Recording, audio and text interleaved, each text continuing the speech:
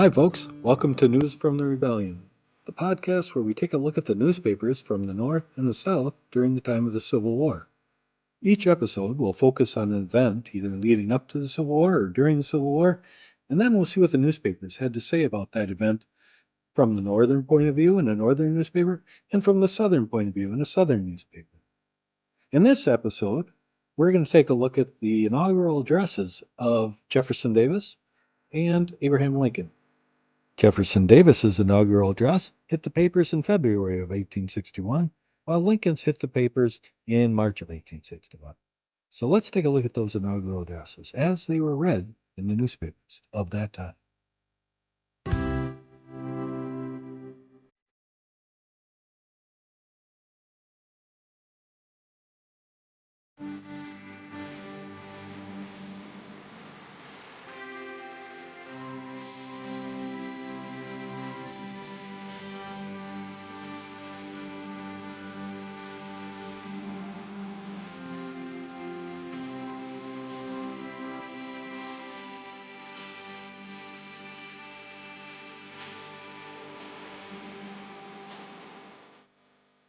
The Daily Advocate, Baton Rouge, Louisiana.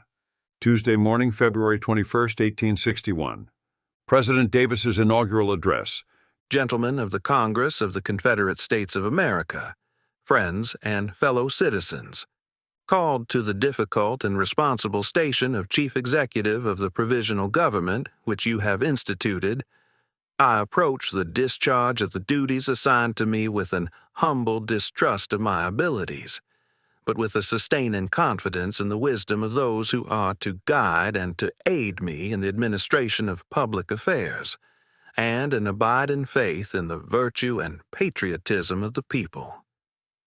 Looking forward to the speedy establishment of a permanent government to take the place of this, and which, by its greater moral and physical power, will be better able to combat with the many difficulties which arise from the conflicting interests of separate nations, I enter upon the duties of the office to which I have been chosen, with the hope that the beginning of our career as a confederacy may not be obstructed by hostile opposition to our enjoyment of the separate existence and independence which we have asserted, and, with the blessing of Providence, intend to maintain. Our present condition, achieved in a manner unprecedented in the history of nations, illustrates the American idea that governments rest upon the consent of the governed, and that it is the right of the people to alter or abolish governments whenever they become destructive of the ends for which they were established. The declared purpose of the compact of union from which we have withdrawn was to establish justice, ensure domestic tranquility, provide for the common defense, promote the general welfare, and secure the blessings of liberty to ourselves and our posterity. And when, in the judgment of the sovereign states now composing this confederacy, it had been perverted from the purposes for which it was ordained, and had ceased to answer the ends for which it was established, a peaceful appeal to the ballot box declared that, so far as they were concerned, the government created by that compact should cease to exist. In this, they merely asserted a right which the Declaration of Independence of 1776 had defined to be inalienable. Of the time and occasion for its exercise they, as sovereigns, were the final judges, each for itself. The impartial and enlightened verdict of mankind will vindicate the rectitude of our conduct, and he who knows the hearts of men will judge of the sincerity with which we labored to preserve the government of our fathers in its spirit. The right solemnly proclaimed at the birth of the states, and which has been affirmed and reaffirmed in the Bills of Rights of States, subsequently admitted into the Union of 1789, undeniably recognize in the people the power to resume the authority delegated for the purposes of government. Thus, the sovereign states here represented proceeded to form this confederacy, and it is by abuse of language that their act has been denominated a revolution. They formed a new alliance, but within each state its government has remained. The the rights of person and property have not been disturbed. The agent through whom they communicated with foreign nations is changed, but this does not necessarily interrupt their international relations. Sustained by the consciousness that the transition from the former Union to the present Confederacy has not proceeded from a disregard on our part of just obligations, or any failure to perform every constitutional duty, moved by no interest or passion to invade the rights of others, anxious to cultivate peace and commerce with all nations. If we may not hope to avoid war, we may at least expect that posterity will acquit us of having needlessly engaged in it.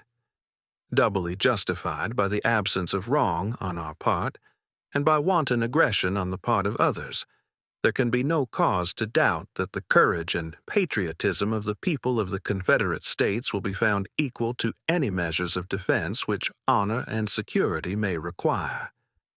An agricultural people, whose chief interest is the export of a commodity required in every manufacturing country, our true policy is peace, and the freest trade which our necessities will permit.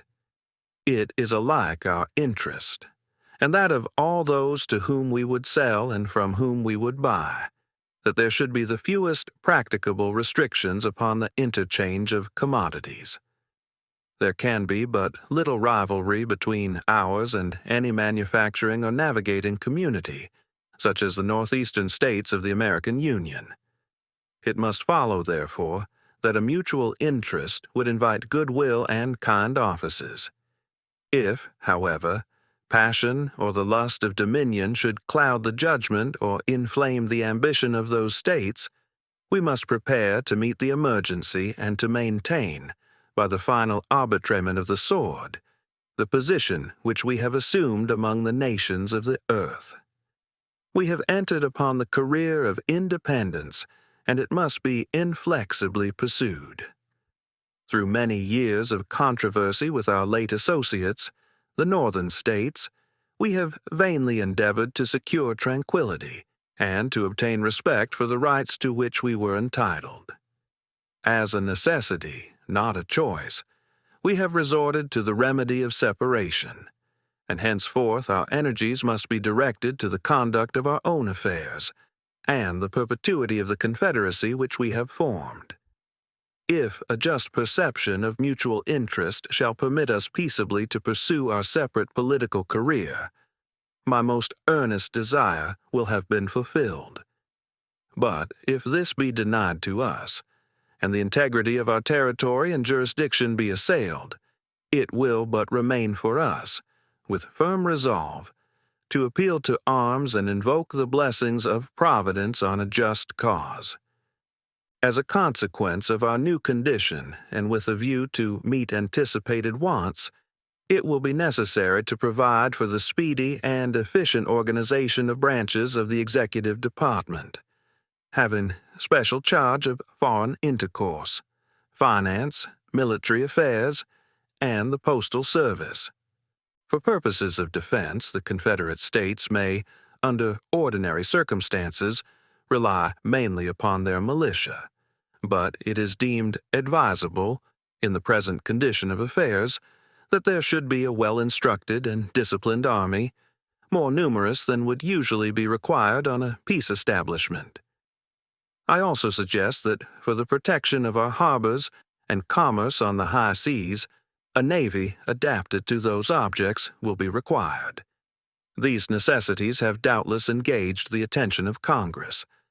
With a constitution differing only from that of our fathers insofar as it is explanatory of their well-known intent, freed from the sectional conflicts which have interfered with the pursuit of the general welfare, it is not unreasonable to expect that states from which we have recently parted may seek to unite their fortunes with ours under the government which we have instituted.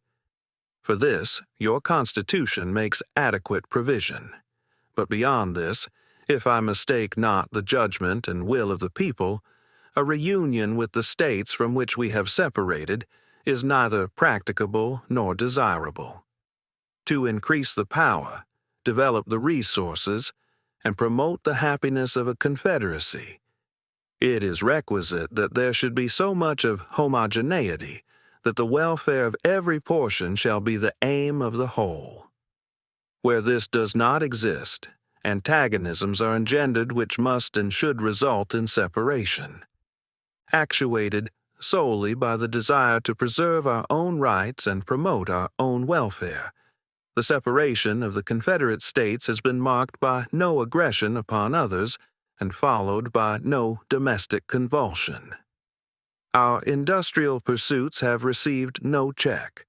The cultivation of our fields has progressed as heretofore, and even should we be involved in war, there would be no considerable diminution in the production of the staples which have constituted our exports and in which the commercial world has an interest scarcely less than our own. This common interest of the producer and consumer can only be interrupted by an exterior force which should obstruct its transmission to foreign markets, a course of conduct which would be as unjust toward us as it would be detrimental to manufacturing and commercial interests abroad. Should reason guide the action of the government from which we have separated, a policy so detrimental to the civilized world, the Northern states included, could not be dictated by even the strongest desire to inflict injury upon us. But otherwise a terrible responsibility will rest upon it, and the suffering of millions will bear testimony to the folly and wickedness of our aggressors. In the meantime, there will remain to us, besides the ordinary means before suggested, the well-known resources for retaliation upon the commerce of an enemy. Experience in public stations of subordinate grade to this which your kindness has conferred has taught me that care and toil and disappointment are the price of official elevation. You will see many errors to forgive, many deficiencies to tolerate, but you shall not find in me either a want of zeal or fidelity to the cause that is to me highest in hope and of most enduring affection. Your generosity has bestowed upon me an undeserved distinction, one which I neither sought nor desired.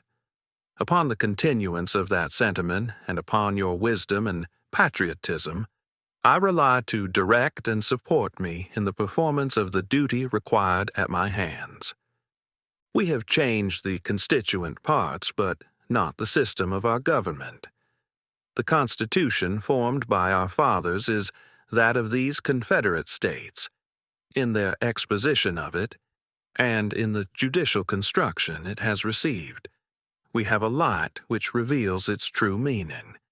Thus instructed as to the just interpretation of the instrument, and ever remembering that all offices are but trusts held for the people, and that delegated powers are to be strictly construed, I will hope, by due diligence in the performance of my duties, though I may disappoint your expectations, yet to retain, when retiring, something of the good will and confidence which welcome my entrance into office.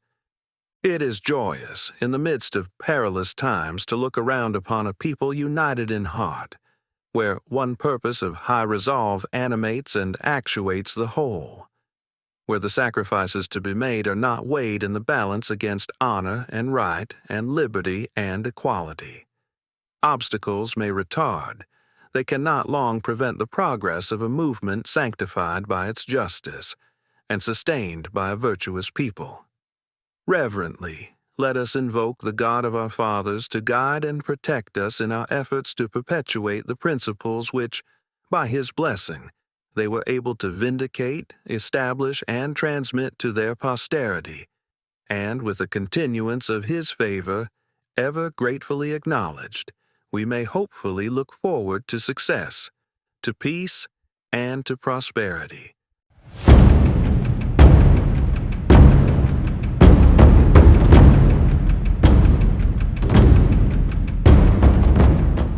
Norwich Morning Bulletin, Norwich, Connecticut, Monday, March 4th, 1861. Lincoln's inaugural address. Fellow citizens of the United States, In compliance with a custom as old as the government itself, I appear before you to address you briefly and to take in your presence the oath prescribed by the Constitution of the United States to be taken by the President before he enters on the execution of this office. I do not consider it necessary at present for me to discuss those matters of administration about which there is no special anxiety or excitement. Apprehension seems to exist among the people of the Southern states that by the accession of a Republican administration, their property and their peace and personal security are to be endangered. There has never been any reasonable cause for such apprehension. Indeed, the most ample evidence to the contrary has all the while existed and been open to their inspection. It is found in nearly all the published speeches of him who now addresses you. I do but quote from one of those speeches when I declare that I have no purpose, directly or indirectly, to interfere with the institution of slavery in the states where it exists. I believe I have no lawful right to do so, and I have no inclination to do so. Those who nominated and elected me did so with full knowledge that I had made this and many similar declarations and had never recanted them. And more than this, they placed in the platform for my acceptance, and as a law to themselves and to me, the clear and emphatic resolution which I now read. Resolved, that the maintenance inviolate of the rights of the states, and especially the right of each state to order and control its own domestic institutions according to its own judgment exclusively, is essential to that balance of power on which the perfection and endurance of our political fabric depend, and we denounce the lawless invasion by armed force of the soil of any state or territory, no matter what pretext, as among the gravest of crimes. I now reiterate these sentiments, and in doing so I only press upon the public attention the most conclusive evidence of which the case is susceptible, that the property, peace, and security of no section are to be in any wise endangered by the now incoming administration. I add, too, that all the protection which, consistently with the Constitution and the laws, can be given will be cheerfully given to all the states when lawfully demanded, for whatever cause, as cheerfully to one section as to another. There is much controversy about the delivering up of fugitives from service or labor. The clause I now read is as plainly written in the Constitution as any other of its provisions. No person held to service or labor in one state, under the laws thereof, escaping into another, shall in consequence of any law or regulation therein be discharged from such service or labor, but shall be delivered up on claim of the party to whom such service or labor may be due. It is scarcely questioned that this provision was intended by those who made it for the reclaiming of what we call fugitive slaves, and the intention of the lawgiver is the law. All members of Congress swear their support to the whole Constitution, to this provision as much as to any other. To the proposition, then, that slaves whose cases come within the terms of this clause shall be delivered up, their oaths are unanimous. Now, if they would make the effort in good temper, could they not with nearly equal unanimity frame and pass a law by means of which to keep good that unanimous oath? There is some difference of opinion whether this clause should be enforced by national or by state authority, but surely that difference is not a very material one. If the slave is to be surrendered, it can be of but little consequence to him or to others by which authority it is done. And should anyone in any case be content that his oath shall go unkept on a merely unsubstantial controversy as to how it shall be kept? Again, in any law upon this subject ought not all the safeguards of liberty known in civilized and humane jurisprudence to be introduced, so that a free man be not in any case surrendered as a slave? And might it not be well at the same time to provide by law for the enforcement of that clause in the Constitution which guarantees that the citizens of each state shall be entitled to all privileges and immunities of citizens in the several states? I take the official oath today with no mental reservations and with no purpose to construe the Constitution or laws by any hypercritical rules, and while I do not choose now to specify particular acts of Congress as proper to be enforced, I do suggest that it will be much safer for all, both in official and private stations, to conform to and abide by all those acts which stand unrepealed than to violate any of them, trusting to find impunity and having them held to be unconstitutional. It is 72 years since the first inauguration of a president under our national Constitution. During that period, 15 different and greatly distinguished citizens have in succession administered the executive branch of the government. They have conducted it through many perils and generally with great success. Yet, with all this scope of precedent, I now enter upon the same task for the brief constitutional term of 4 years under great and peculiar difficulty. A disruption of the federal union, heretofore only menaced, is now formidably attempted.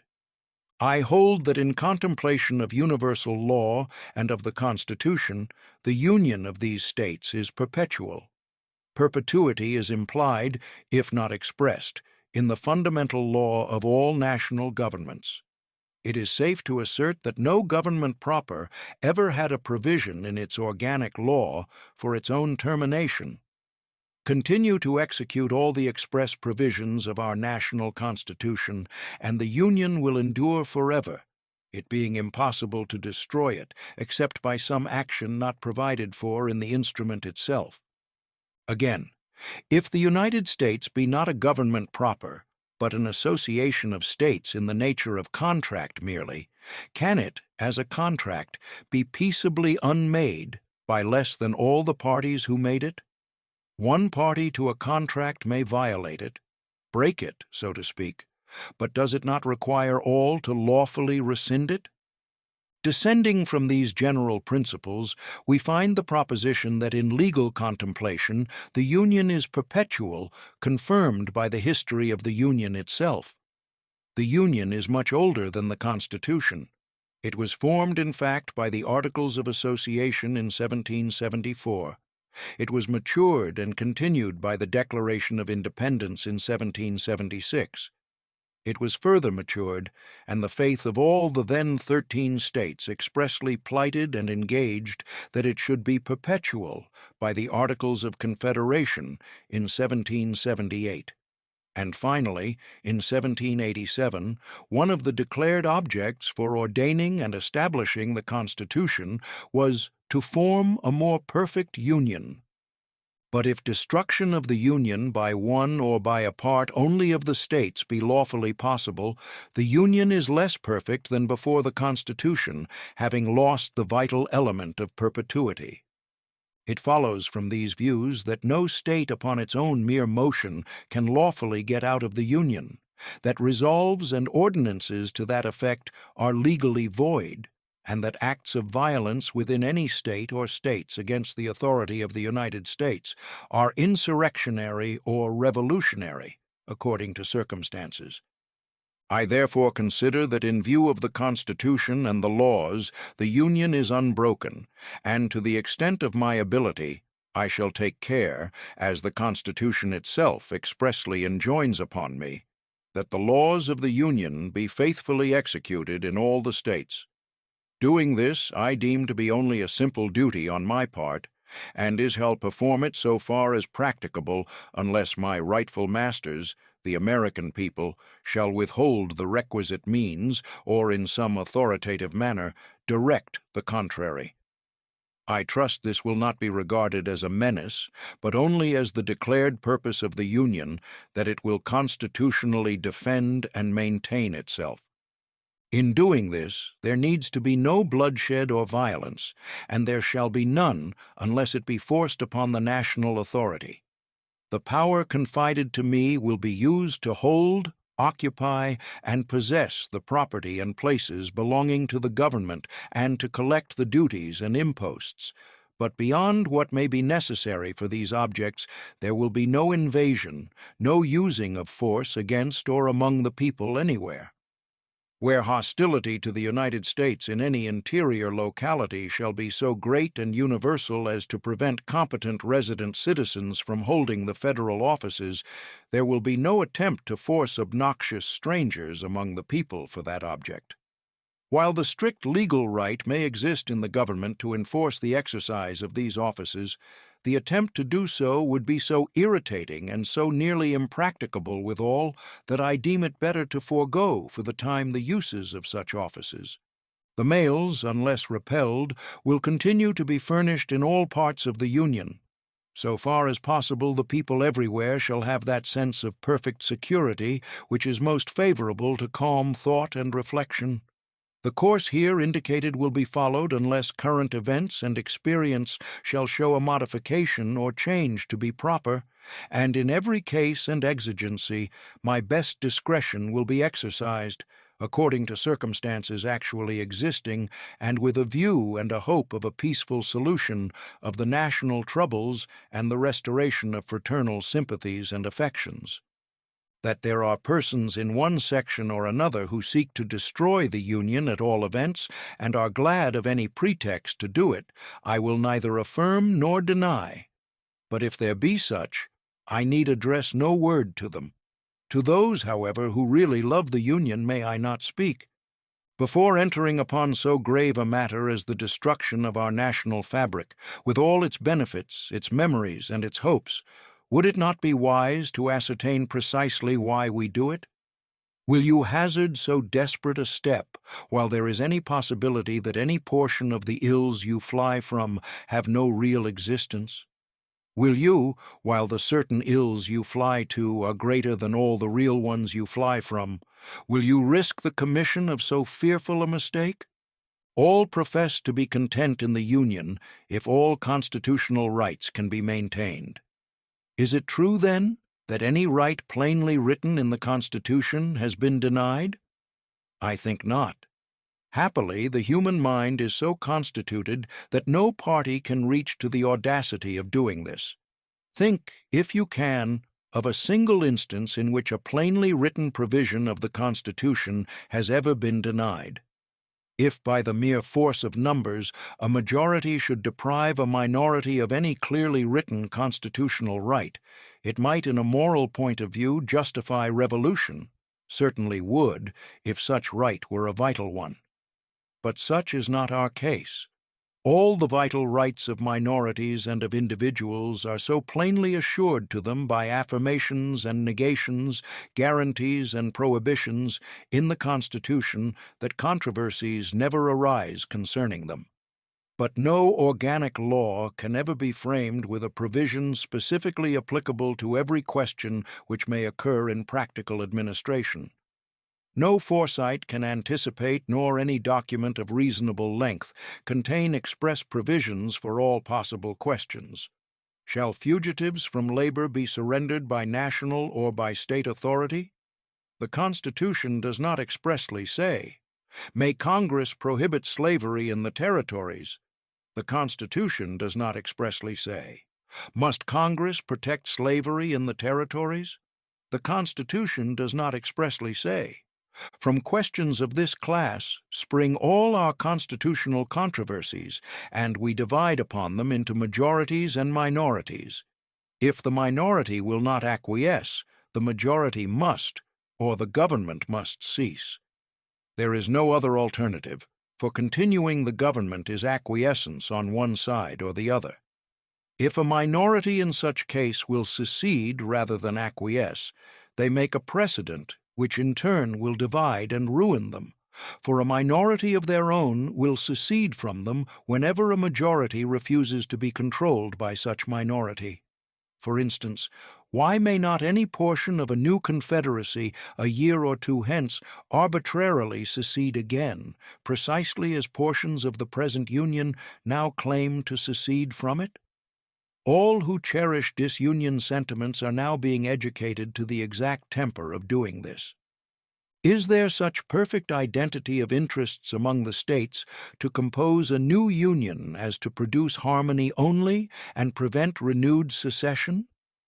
Plainly, the central idea of secession is the essence of anarchy. A majority held in restraint by constitutional checks and limitations, and always changing easily with deliberate changes of popular opinions and sentiments, is the only true sovereign of a free people. Whoever rejects it does of necessity fly to anarchy or to despotism. Unanimity is impossible. The rule of a minority, as a permanent arrangement, is wholly inadmissible, so that, rejecting the majority principle, anarchy or despotism in some form is all that is left.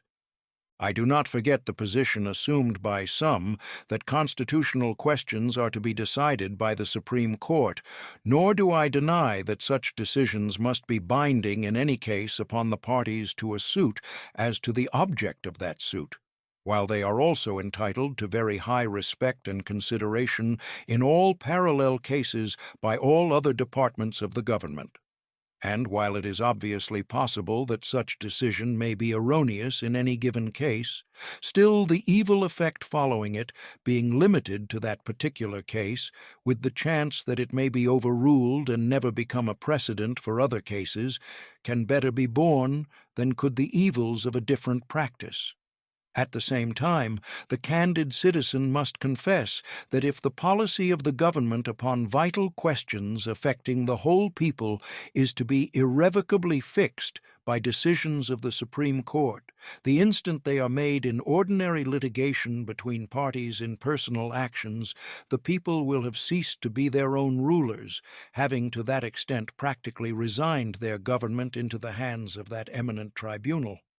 Nor is there in this view any assault upon the court or the judges. It is a duty from which they may not shrink to decide cases properly brought before them, and it is no fault of theirs if others seek to turn their decisions to political purposes. One section of our country believes slavery is right and ought to be extended, while the other believes it is wrong and ought not to be extended. This is the only substantial dispute. The fugitive slave clause of the Constitution and the law for the suppression of the foreign slave trade are each as well enforced, perhaps, as any law can ever be in a community where the moral sense of the people imperfectly supports the law itself. The great body of the people abide by the dry legal obligation in both cases, and a few break over in each. This, I think, cannot be perfectly cured, and it would be worse in both cases after the separation of the sections than before. The foreign slave trade, now imperfectly suppressed, would be ultimately revived without restriction in one section, while fugitive slaves, now only partially surrendered, would not be surrendered at all by the other. Physically speaking, we cannot separate. We cannot remove our respective sections from each other, nor build an impassable wall between them. A husband and wife may be divorced and go out of the presence and beyond the reach of each other, but the different parts of our country cannot do this. They cannot but remain face to face, and intercourse, either amicable or hostile, must continue between them. Is it possible, then, to make that intercourse more advantageous or more satisfactory after separation than before? Can aliens make treaties easier than friends can make laws? Can treaties be more faithfully enforced between aliens than laws can among friends? Suppose you go to war, you cannot fight always, and when, after much loss on both sides and no gain on either, you cease fighting, the identical old questions as to terms of intercourse are again upon you. This country, with its institutions, belongs to the people who inhabit it. Whenever they shall grow weary of the existing government, they can exercise their constitutional right of amending it or their revolutionary right to dismember or overthrow it. I cannot be ignorant of the fact that many worthy and patriotic citizens are desirous of having the national constitution amended. While I make no recommendation of amendments, I fully recognize the rightful authority of the people over the whole subject to be exercised in either of the modes prescribed in the instrument itself, and I should, under existing circumstances, favor rather than oppose a fair opportunity being afforded the people to act upon it. I will venture to add that to me the convention mode seems preferable in that it allows amendments to originate with the people themselves instead of only permitting them to take or reject propositions originated by others not especially chosen for the purpose, and which might not be precisely such as they would wish to either accept or refuse.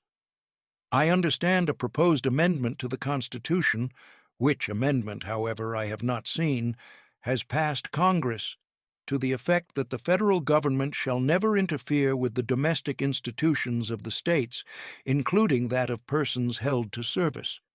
To avoid misconstruction of what I have said, I depart from my purpose not to speak of particular amendments so far as to say that, holding such a provision to now be implied constitutional law, I have no objection to its being made express and irrevocable. The Chief Magistrate derives all his authority from the people, and they have referred none upon him to fix terms for the separation of the states. The people themselves can do this if also they choose, but the executive as such has nothing to do with it. His duty is to administer the present government as it came to his hands and to transmit it unimpaired by him to his successor. Why should there not be a patient confidence in the ultimate justice of the people? Is there any better or equal hope in the world? In our present differences, is either party without faith of being in the right? If the Almighty Ruler of nations, with his eternal truth and justice, be on your side of the north, or on yours of the south, that truth and that justice will surely prevail by the judgment of this great tribunal of the American people. By the frame of the government under which we live, this same people have wisely given their public servants but little power for mischief, and have with equal wisdom provided for the return of that little to their own hands at very short intervals. While the people retain their virtue and vigilance, no administration by any extreme of wickedness or folly can very seriously injure the government in the short space of 4 years. My countrymen, one and all, think calmly and well upon this whole subject. Nothing valuable can be lost by taking time. If there be an object to hurry any of you in hot haste to a step which you would never take deliberately, that object will be frustrated by taking time. But no good object can be frustrated by it. Such of you as are now dissatisfied still have the old Constitution unimpaired, and, on the sensitive point, the laws of your own framing under it, while the new administration will have no immediate power, if it would, to change either. If it were admitted that you, who are dissatisfied, hold the right side in the dispute, there still is no single good reason for precipitate action. Intelligence, patriotism, Christianity, and a firm reliance on Him who has never yet forsaken this favored land are still competent to adjust in the best way all our present difficulty. In your hands, my dissatisfied fellow countrymen, and not in mine, is the momentous issue of civil war. The government will not assail you. You can have no conflict without being yourselves the aggressors. You have no oath registered in heaven to destroy the government, while I shall have the most solemn one to preserve, protect, and defend it.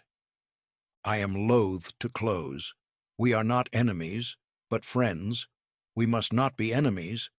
Though passion may have strained, it must not break our bonds of affection. The mystic cords of memory, stretching from every battlefield and patriot grave to every living heart and hearthstone all over this broad land, will yet swell the chorus of the Union, when again touched, as surely they will be, by the better angels of our nature. Well, that's our show for today, folks. Thanks for tuning in, and if you enjoyed the show, please subscribe.